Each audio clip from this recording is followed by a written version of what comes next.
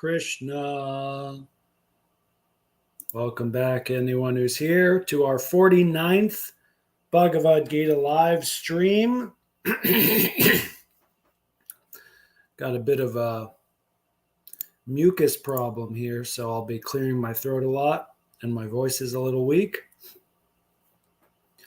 So I'm going to try and get through this as efficiently as possible. We're going to read 29, 30, 31, 32, 4 verses today that are pretty similar, and they're all grouped together. And then verse 33, which we'll do next time, is a new line of thought, a change in the discourse, and that's when Arjuna starts speaking again. But anyway, let's get to it with this here Bhagavad Gita as it is, 1972 deluxe edition from krishnastore.com. I got this for free directly from the warehouse, VIP discount as usual. Om Namo Bhagavate Vasudevaya.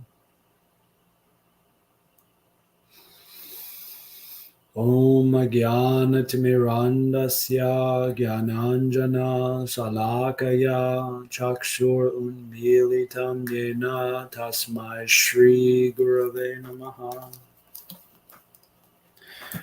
All right, chapter 6, verse 29.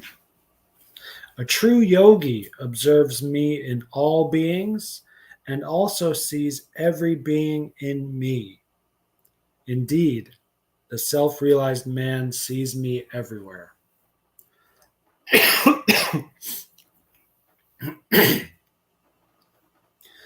So this is a new, these 4 verses we're reading today is a totally contained set of verses. They're different from the verses before we did last time, and then the next set of verses is going to be different as well. This is all about Samadarshina. That verse we read before, I think it was in the last chapter. I have no idea. It's in my notes somewhere. It's such a ubiquitous, common verse. Frankly, I haven't put it to memory, even just knowing what chapter and verse it is. It's in my notes, so I do have it, and I can look it up easily. I think it's chapter 4. Anyway, yeah, it's either chapter 4 or chapter 5. Anyway, these 4 verses are all about Samadarshina, seeing all beings the same and seeing Krishna in all beings, and that's that. Verse 29 especially is very simple. It's such a simple, explicit, practical verse, and very significant. As such, for how really short the verse is in English, it's 2 very short sentences.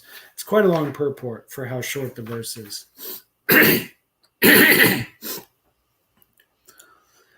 Now, I would describe this verse as how. If Samadarshina is describing the what or the why of a yogi, this verse shows us how. How do we actually see all beings the same? It's by seeing Krishna in all beings. It's that simple. And furthermore, it's actually easier to do it this way. So this will take some time to flesh out here. If you see just the Atma in all creatures, that may actually be more difficult than for a devotee who sees Paramatma in all creatures. Let me explain. Once you see Paramatma everywhere and in all creatures, because Paramatma is higher than Atma, it becomes very natural and effortless to then see the same Atma in all creatures, thereby seeing all creatures equally. But if you insist on seeing only the Atma everywhere and having perhaps some unconscious blinders to not see Paramatma everywhere, this will make things difficult, and it's also ridiculous. If you're reading the Bhagavad Gita here, that's just a ridiculous thing to do, because Krishna tells us explicitly that he is the super soul and he is in all creatures. So if you don't want to see that, or you don't believe that, you're in the wrong place, basically. Now, that being said, I'm going to have a lot of compassion and understanding and patience for instance, a Muslim or a Christian who doesn't have this kind of knowledge. I'm going to be really patient with them because once again, they don't have this knowledge written down explicitly by God himself. That's one of the main differences between followers of Bhagavad Gita and followers of every other major Bible in the world, is the Bhagavad Gita is spoken by God the Father, by God himself in his highest form. Whereas all the other texts are written either by prophets or scribes of prophets and so on. Now, to be fair, this Bhagavad Gita is, not technically written by God. It's not like, Krishna was on the battlefield and each time he said something, he wrote it down. And then, everyone else just literally copied the handwritten thing for 5,000 years. So in that sense, God technically did not write this Bible or any others. But the point is, the main character in the Bhagavad Gita is God himself, as opposed to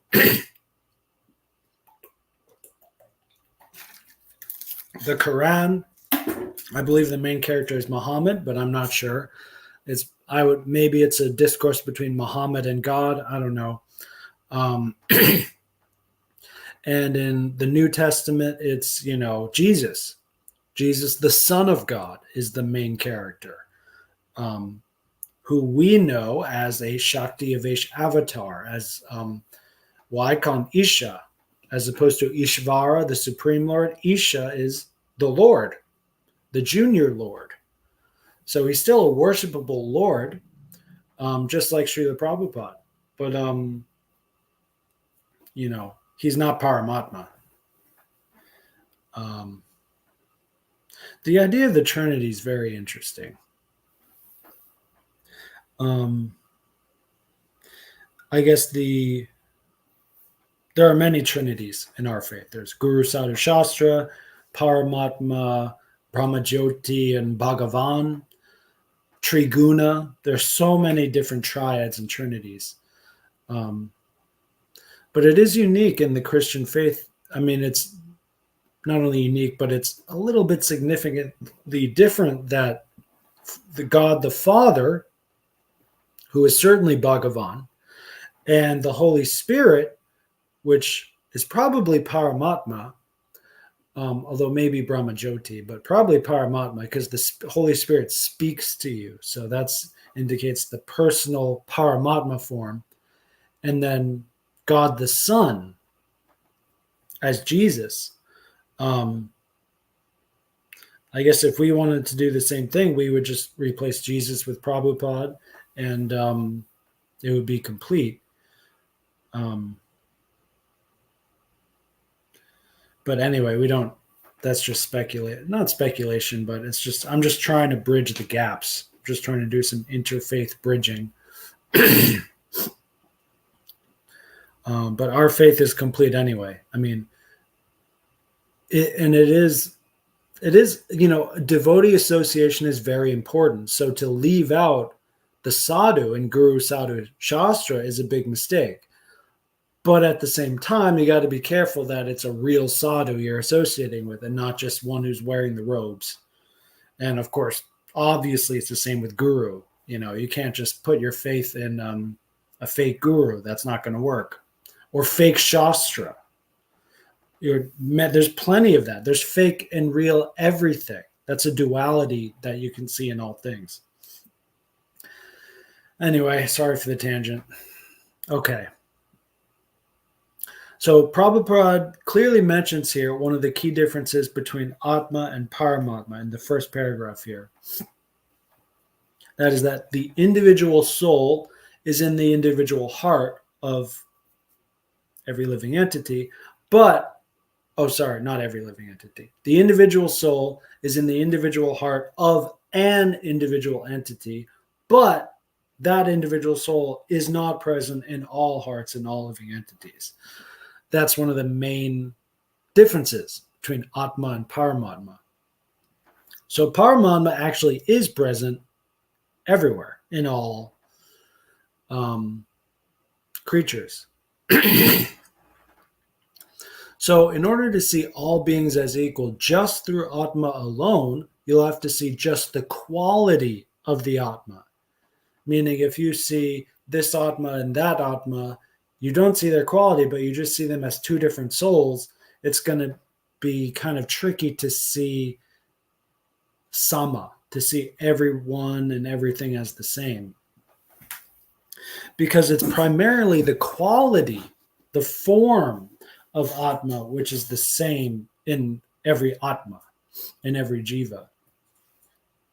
But there are personal, individual differences because we are personal souls. But to see all beings as equal through Paramatma, you simply see the same person, the same Krishna in all creatures. Not saying that's easy, but once you do see Krishna, Paramatma, in yourself, let's say, then it becomes way easier to see that same Krishna Paramatma in all the other creatures. And it's going to be also not so hard to see the Atma in all creatures. Although maybe not. I guess maybe it's possible to see Paramatma everywhere and then, to overlook the Atma and just see, animals and people as like kind of automatons that are just animated by Paramatma. I guess it's possible, but definitely unnatural. But I suppose that's possible. I don't have experience with that, but anything's possible, right?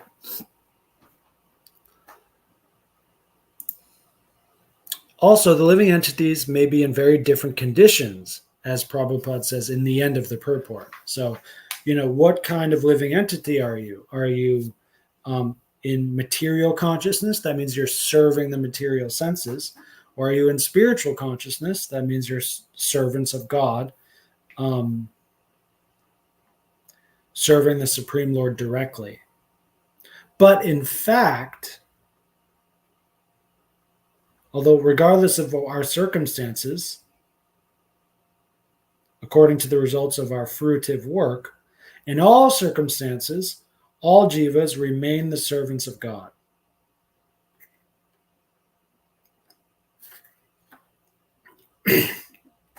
So, in all living entities, we see the same Krishna Paramatma in all living entities, in the same form in all living entities. And we also see the Atma being a servant of God, a servant of Paramatma in every living entity. So once again, 629, this verse is really key at giving us the how to achieve Samadarshana. That's this verse, I think. Verse 30, for one who sees me everywhere and sees everything in me, I am never lost, nor is he ever lost to me.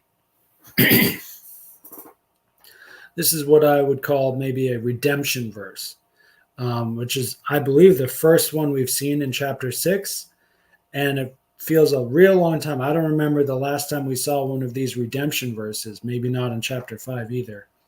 And this is why I love the Gita. This is my favorite part of the Gita. You can get this same kind of vibe definitely from the gospel books, especially Matthew. Very strong, merciful Chaitanya vibe I got in Matthew. But anyway, this is the main reason. This is really the heart of the Gita. These kinds of verses are why it's called the Gita. This is the song. This is Bhagavan speaking and singing directly to us telling us there's hope. There's always hope. I love you. Always. You're never lost. Just come to me and you're never lost, and I'm taking care of you, period. Always. Always, period. Yeah, I will admit, hopefully not in a boasting way, that I did cry a bit when reading this verse and writing down my notes. And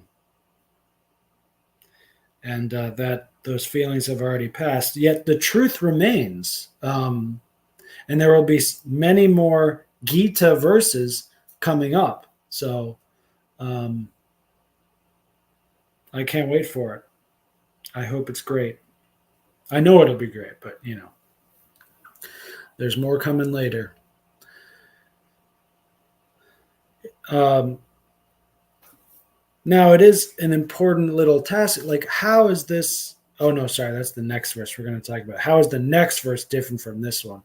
But one interesting thing in the purport, I believe it's the first time Prabhupada mentions in the Gita that actually when the devotee becomes one with Krishna, in the sense that Krishna becomes everything for the devotee and the devotee is full of love, that stage is actually beyond self-realization, not just beyond liberation, but beyond self-realization.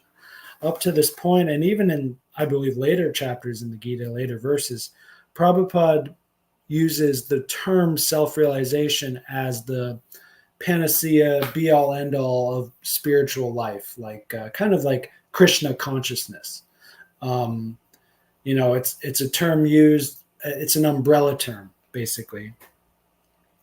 But here he explicitly states, actually, there's actually something beyond that. Prabhupada has mentioned up to this point that liberation is not the end goal, and Krishna consciousness is beyond liberation. For sure, he's already mentioned that. But now he's saying even the self-realization that is beyond liberation, there is a stage beyond that as well. Let's move on to 31. The yogi who knows that I and the super soul with I, okay, this is very important here, the word and. So I have to pronounce it again correctly here, carefully. Verse 31, the yogi who knows that I and the super soul within all creatures are one, worships me and remains always in me in all circumstances. Beautiful new realization I got just reading this now is this is maybe the best verse in the whole Gita that clearly shows that this Bhagavad Gita is spoken by Sri Bhagavan, not the Son of God, not Brahmajyoti, not Paramatma either. This is Bhagavan himself, because he says, I and the Supersoul, as if they are two distinct things, which in a way they are, but in a way they're not. Achintya Beda Abheda Tattva.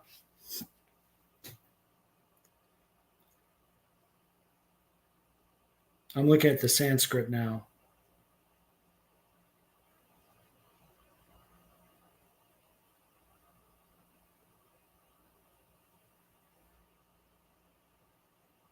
It's not clear, actually.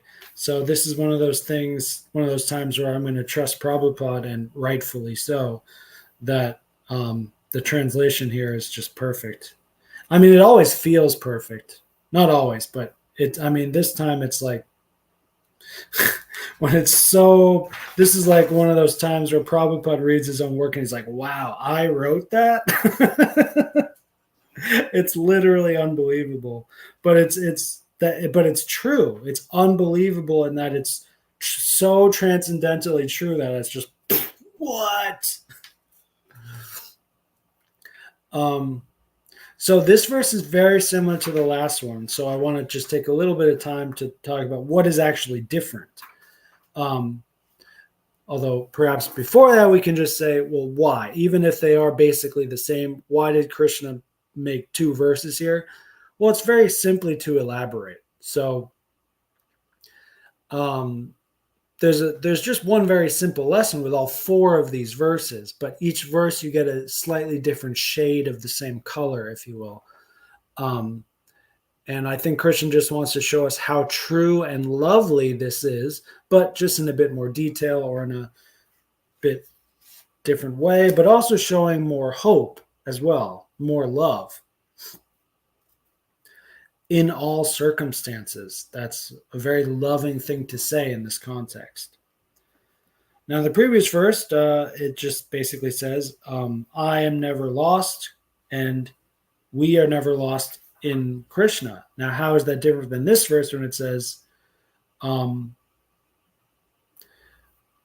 super soul within all creatures are one super soul, and, the yogi worships me and always remains in me in all circumstances. So that's the main difference, is that the yogi is actually in Krishna in all circumstances, always. So it's not just that we are never lost in the sense of we don't feel lost. It's that we are literally connected and linked directly with Krishna, and actually all the time as well.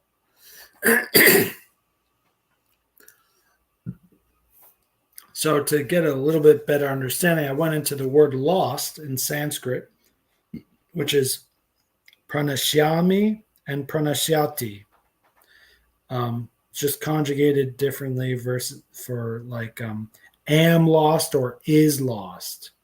But it's the same word, just a little conjugation difference. So I don't know what this word means. I still haven't gotten into my Sanskrit dictionary studies yet to be able to be capable of looking this up in the dictionary, which you basically just can't do, which is really unfortunate. But I've heard it takes maybe an hour or two to study how to use these Sanskrit dictionaries, and then you can start to use them correctly. But I haven't gotten there yet. I hope I can. But anyway, with Chinese, I can. With like basically every other language, I can just look it up in the dictionary and figure it out. But Sanskrit is tough, and while I love Sanskrit, I got to admit that's why it's a dead language, because this part of it has just.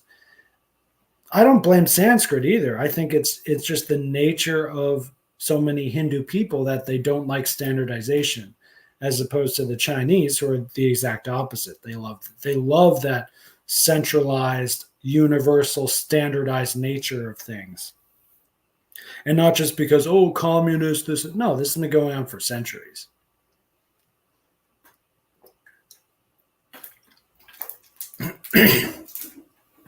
And it's part of the Chinese language itself, which is millennia old. That's almost definitely the origin of the Chinese ethos, which is all about universal collectiveness and so on. It's the language. The language is designed that way, so it aggressively pushes agreement on all those who use that language. It pushes everyone together into the middle, into the same family, which is just awesome. That's why I always miss China when I leave. It's awesome. And so many people don't understand it. It's so sad. So awesome, so sad. Just like Krishna consciousness. What Prabhupada did is so awesome. And it's so sad that so many people don't get it. Even devotees who've been doing this for years and they don't get it. Since the last time we met, I've blocked at least one devotee on Facebook for being such a dingus. I blocked 2 devotees in the past couple days just for being so out of it, so radicalized, so fanatic, so whatever, that you're not actually practicing. That's basically it. When you're doing what I'm doing now, and you're simply reading the Gita, studying the Gita, which is the main thing Prabhupada asked us to do, one of the main things. But you can hear in many of his talks and letters that, well, are you reading? Like people will ask him a question. It's like, well, you should know the answer. I mean, it's right in the books. Well, why are you asking me? Are you actually reading these? Are you studying them? Are you taking it seriously? That doesn't mean being serious. Taking it seriously means taking ownership over your own understanding of this. And there's the fanatical ethos is kind of like, oh, if you question anything, it's bad. Well, no, actually, if you are sincere as a devotee and you actually accept that this Bhagavad Gita is the Bhagavad Gita, meaning if you accept that it is actually Bhagavan and it is actually spoken and it is actually true, yada, yada, and you don't understand something, bro, you have to ask. You have to. Not only is it okay, like you have to ask, why is that? How is that true? Like, how does that work? Like, I get Triguna, but I don't get Paramatma. Like, whatever your problem is, you have to ask a question and get an answer to that question. That's part of yoga. You have to practice it. That's what taking it seriously means when I say that. And that's what a lot of devotees, I think, just aren't doing. All over the board. I love the Eastern devotees because they're humble and they have those Vaishnava characters quite nicely. But because they're Eastern, they don't question anything. They're really good at just, taking whatever's there. Oh, yeah, we wear dhoti. Yeah, that's important. It's like, yeah. And then you get arrested by the CCP for being in a cult, which you could avoid. You could avoid. You don't have to wear any. Like, I like the Kunti Mala and Tilak is a different tattva actually, but the clothes are just fabrics. It's not important. It's really not. That's one of the best litmus tests for how fanatical Hare Krishna is. How attached are they to their clothes? If it works for you, then great. But if you're like attached to it and someone takes it off you, oh my God, I'm not a devotee anymore. It's like, bro, that's a problem. Sorry, that's a problem. Tilak and Kunti Mala is different. That's a higher tattva for sure.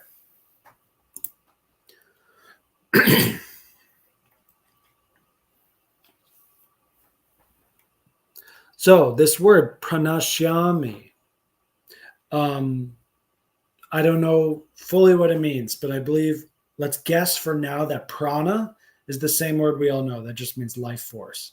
So once again, I think this is a perfect translation from Prabhupada, where how we read it in English, oh, I'm never lost and he's never lost in me, like that. It doesn't mean literally like, oh, where am I? It means that feeling of like, when you are lost, that feeling you get of like, I'm alone, I don't know where to go, and it's like, I don't have control of my life force anymore. Like that feeling of being lost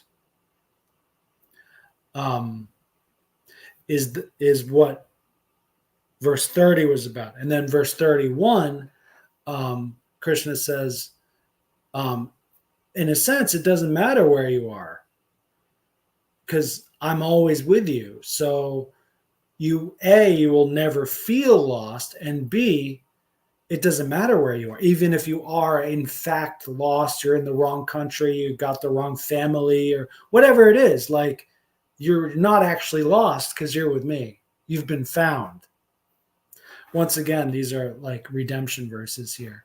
Krishna is basically telling us, you've been found.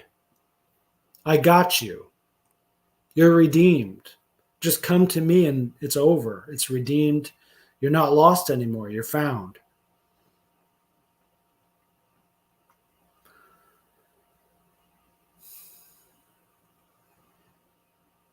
Oh, and Krishna is also reminding us in this verse that the yogi is worshiping Krishna. That is, we don't get to be in a state of transcendental yoga, where we're always found, we're never lost.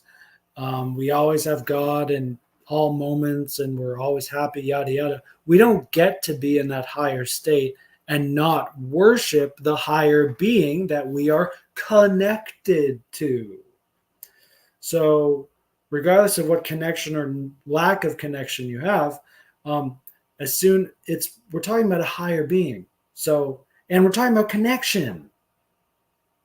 So, as soon as the worship goes away, the connection has to go away, right? I mean, higher and lower, how do they connect? The lower worships the higher, and the higher takes mercy on the lower, and then they can connect. I see this all the time as a teacher when, the fact is I'm in a higher position as teacher and the students are in a lower position. I see this in the judo club as well. There's black belts and white belts and so on. And then there are many times where the student says, they may overtly be humble. I'm in Korea, so there is a lot of, politeness and overt humbleness. But actually, in fact, they think they're in charge and that, well, I want to study how I want to study and this and that. And it's like, well, what does the teacher do in response? Like, okay, like, I'll still take care of you, but like, I'm going to focus, I'm going to connect. I'm going to put my energy, my life force in this other student who's also really trying, but also really humble. It's that simple. It's really physics. It's not, this part of it doesn't have to be personal. It's just, a very natural way that these relationships can work. So the relationship gets closer. There's a physics to it where it gets closer. And of course, the husband and wife relationship is quite different. It's similar, but the gap isn't as big. So there's more of a friendship vibe there as well. And yes, I know when you get into the more advanced parts of bhakti, you can, have different relationships and whatever, but that's not the Gita though. The relationship between Arjuna and Krishna is the most common relationship that we see in humanity, where it's, master and disciple first and foremost, because throughout most of the discourse, Arjuna says, you are my master, I am your disciple, I will simply receive humbly what you give to me. That's how Islam is. That's the just natural state of affairs for most people in most circumstances. And that's why the Bhagavad Gita is the foundational text of Hinduism and actually pretty much the East in general, like also Buddhism as well. It's just that Buddhism really just got stuck on like chapter 2 and then never advanced into the more personal aspects of the Gita, but it's the same truth for sure.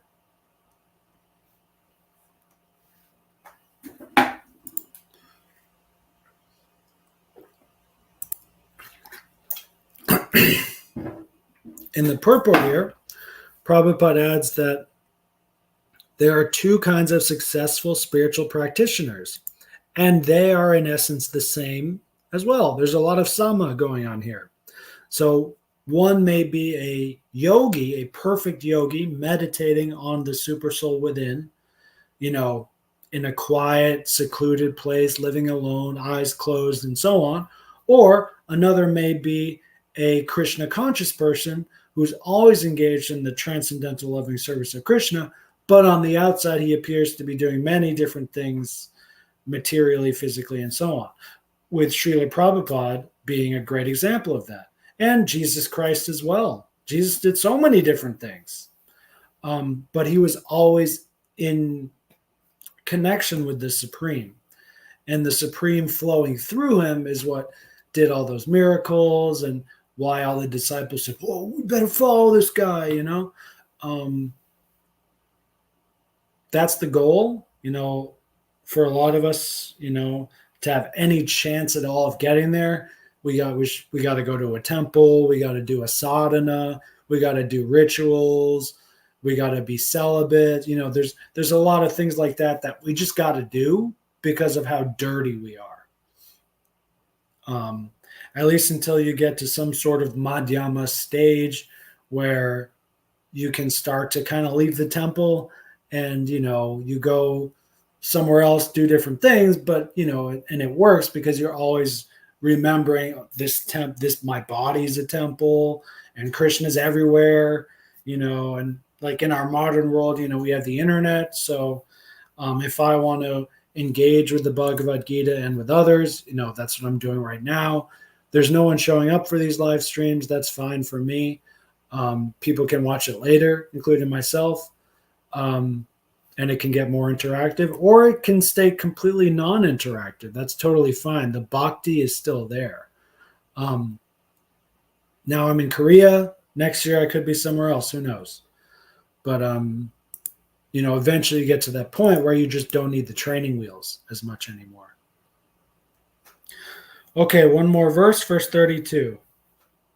He is a perfect yogi who, by comparison to his own self, sees the true equality of all beings, both in their happiness and distress. O Arjuna!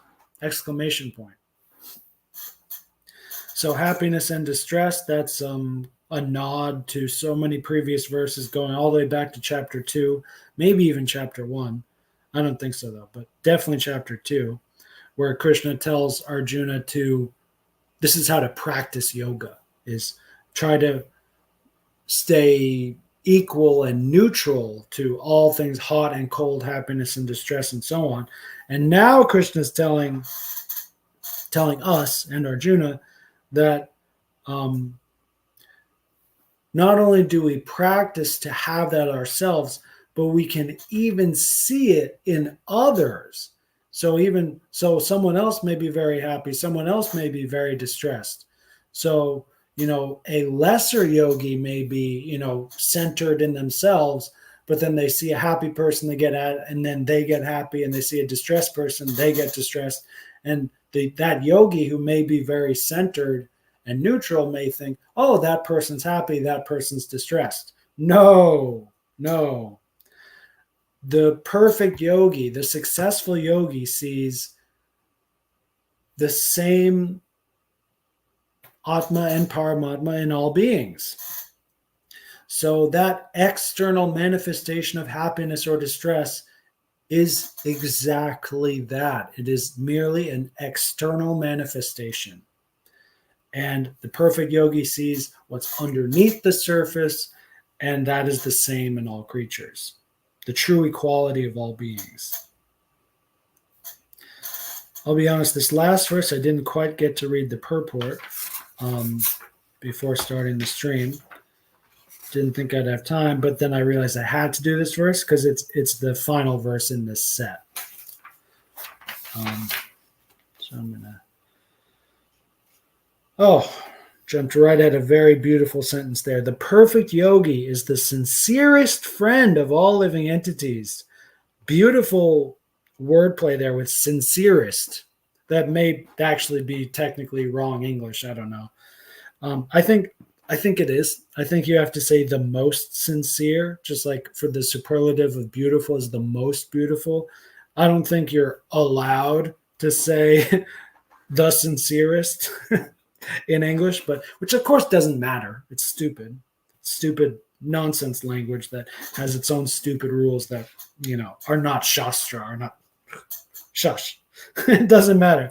That's why Prabhupada was quick to say to his editors, yes, you can, if you see some grammar thing I missed, some punctuation mistake, yeah, go fix it. I don't care. But don't touch anything else. Of course, hindsight is 20/20. It would have been nice if, Prabhupada said, no, actually don't change anything. Period. Like not a single bloody thing. Then again, even if he did say that, they'd probably still find a way to edit something. I'm not judging. I'm just telling it like it is. The cause of the distress of a living entity is forgetfulness of his relationship with God.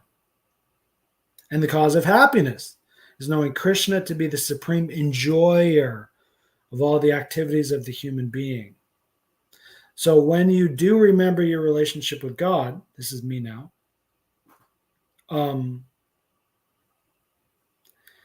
that doesn't mean your own enjoyment becomes a higher enjoyment. It's not your enjoyment. That's the key, is that you understand that you're not here to enjoy. You're here to serve, but that service just happens to be a much higher enjoyment, a much higher bliss. Actually, technically, bliss is not enjoyment.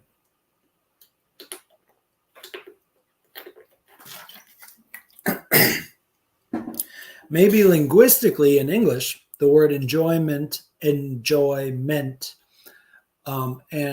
bliss are synonymous. They're basically the same word. I could see that. But in terms of our Sanskrit terminology and yoga terminology, no, it's not. And it's not how Prabhupada is talking about it either.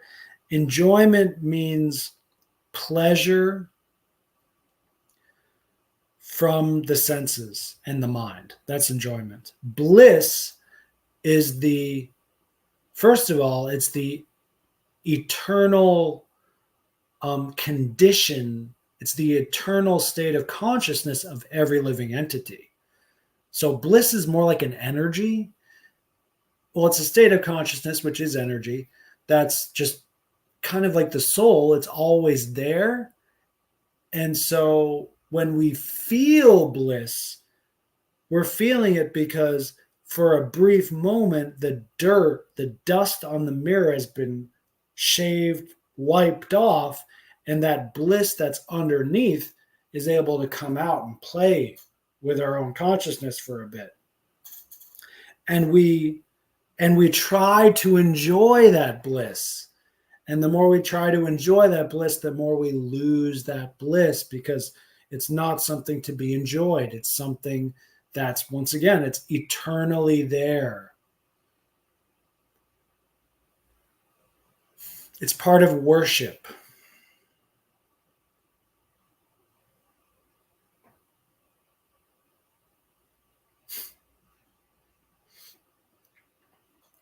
It's a really difficult transcendental dance that we have to play. It's like judo, or even, hatha yoga, when you're in the flow and, you get a nice back crack or something. And, this is so perfect. And it feels, but no, you don't. And the more you try to, I'm enjoying this experience, the more you're doing that, the more you're going to just be brought back into bodily consciousness. The key is to just dig deeper into the techniques. And in the case of what we are doing here, the Vedanta, the knowledge, the realizing the true knowledge of what these things are. Like bliss, like I said, is a real thing, as opposed to enjoyment, which is temporary. It's not real. They both feel good, but bliss is actually real and enjoyment is actually false and illusory. It's tough. It's not easy.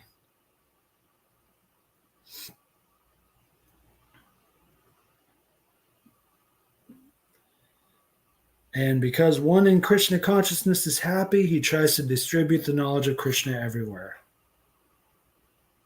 And he is the best philanthropist in the world, the dearest servitor of the Lord.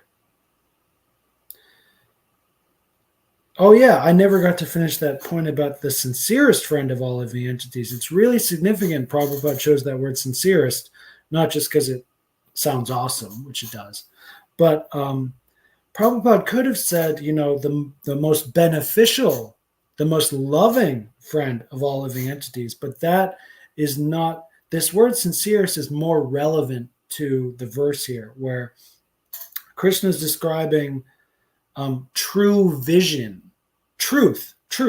Sincere is the character manifestation of truth, right? So when you're in association with truth, when you see the true equal vision in all beings, And from that place, you naturally help others. It's sincere. That's the main quality of it. It's not that it's bigger. It's not that it's better. It's not that, as soon as you become self-realized, your bank account grows tenfold, 100-fold, and then you can do better philanthropy. No, that's not it. It's that you become more sincere.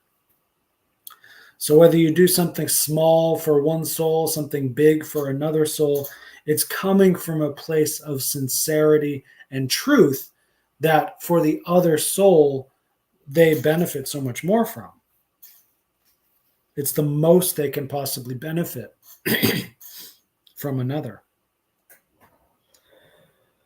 They could get more money from a slightly less sincere soul, but that amount of money may not be ideal for what they're going through in that moment. It may cause problems, or maybe not, or maybe it's just great.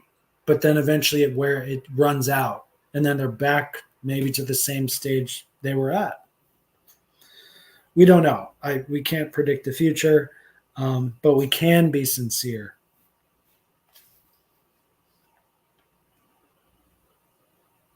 He is the best yogi because he does not desire perfection in yoga for his personal benefit, but tries for others also. He does not envy his fellow living entities. That's really why sincerest is key here, and why Samadarshina, seeing everyone equally and seeing even in their happiness and distress, seeing everyone equally is so critical, because the tiniest bit of envy can destroy so many good results and so much good work. And this, Prabhupada says, is the contrast between a pure devotee of the Lord versus a yogi interested only in his personal elevation. The yogi who has withdrawn to a secluded place in order to meditate perfectly may not be as perfect as a devotee who is trying his best to turn every man toward Krishna consciousness. And that's why Prabhupada's holy name, is still being chanted every day all around the planet. Because he's the Acharya, he lived those words that he wrote, he lived every day for, at least, 10 years, starting in America and then all around the world, but actually before that as well. It's just that, by the time that he was on the Jaladuta with, leaving everything behind, no money, he had no choice but to fully dedicate his prana to writing these books, distributing them, setting up temples, and so on. That's it for today. I'm glad my voice made it this far, but we got to finish right now. See you next week. Jai Srila Prabhupada. Jai Shri Krishna. Jai Shri Bhagavan. Haribol.